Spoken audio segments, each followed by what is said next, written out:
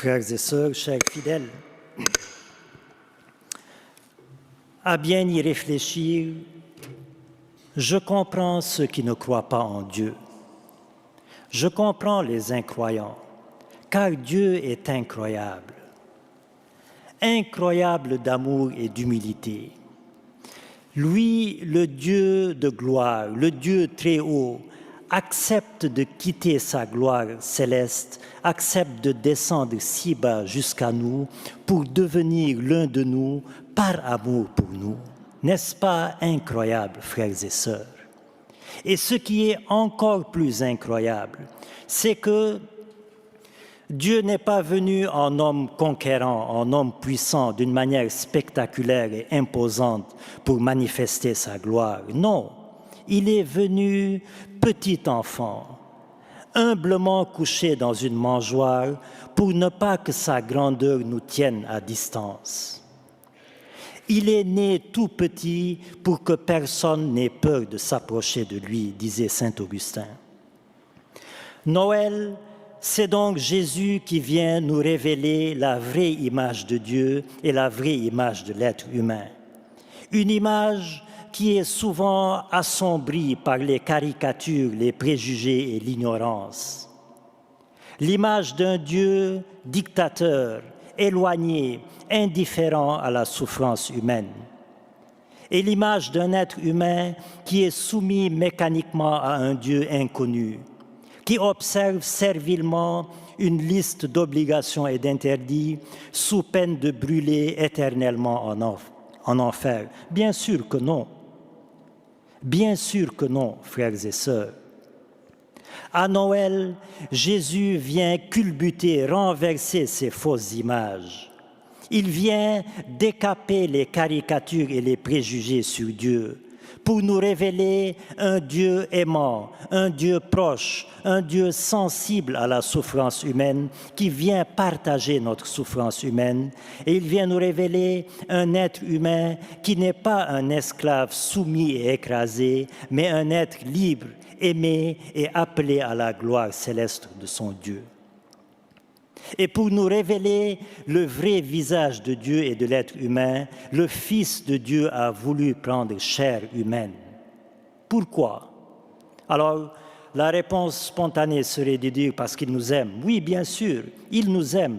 Mais ce n'est pas juste un amour amical. À Noël, Jésus ne vient pas juste pour festoyer avec nous entre amis et remonter au ciel. Non. Jésus vient à Noël pour deux raisons majeures, deux raisons très sérieuses, qui sont d'ailleurs liées à sa double nature divine et humaine. Vrai Dieu, il vient d'abord pour sauver l'humanité de la racine du mal. Vrai homme, il vient en personne pour nous donner en sa personne un modèle parfait à suivre sur terre pour parvenir au ciel. Alors, premier motif de sa venue, pour sauver l'humanité de la racine du mal, c'est-à-dire du péché. Le virus du péché avait tellement proliféré dans le cœur humain que l'être humain était atteint d'une maladie incurable.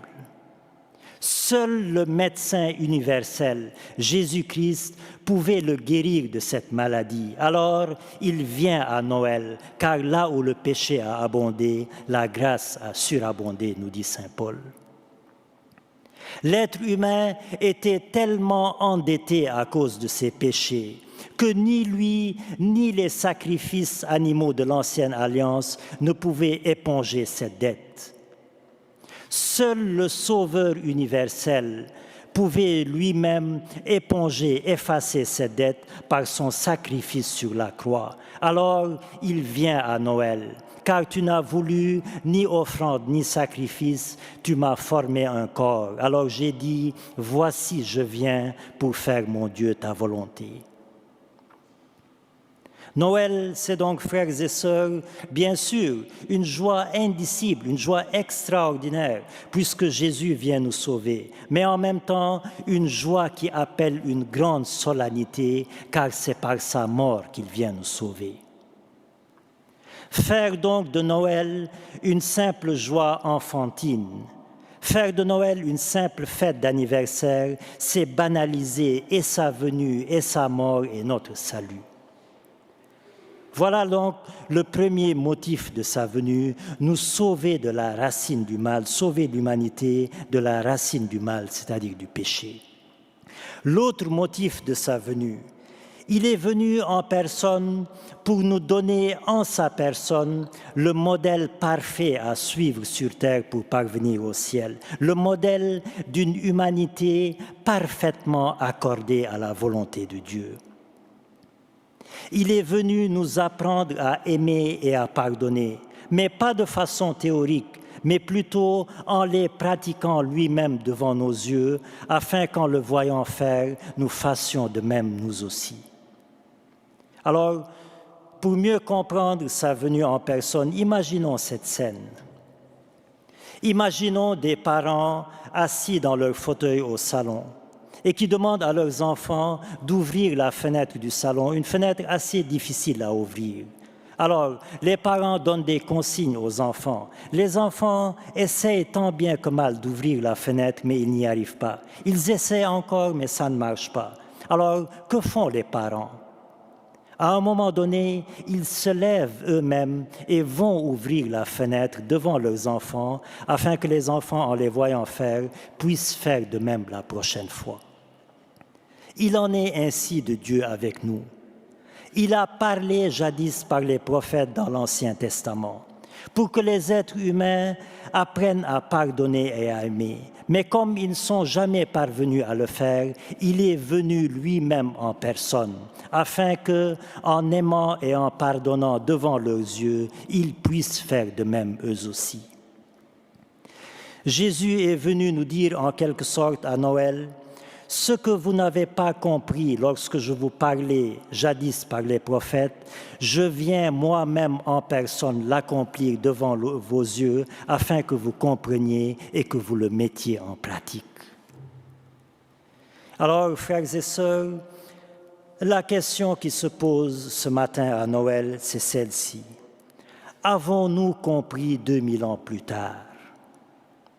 Avons-nous compris en le voyant agir, parler, aimer, pardonner pour en faire de même nous aussi? Sinon, eh bien, Noël serait une fête passagère sans impact décisif dans ma vie. Noël serait une routine annuelle joyeuse mais stérile dans ma vie. Nous ne fêterons véritablement Noël que lorsque Noël changera véritablement notre existence. Lorsque nous saurons dépasser nos différences et nos différends. Lorsque nous saurons ouvrir nos cœurs pour aimer et tendre nos mains pour aider. Lorsque nous saurons dire à l'autre « pardon, j'ai tort ». Lorsque nous saurons regarder l'autre au-delà de son origine, de sa race, de son statut social, pour voir en profondeur le cœur humain qui est universellement le même.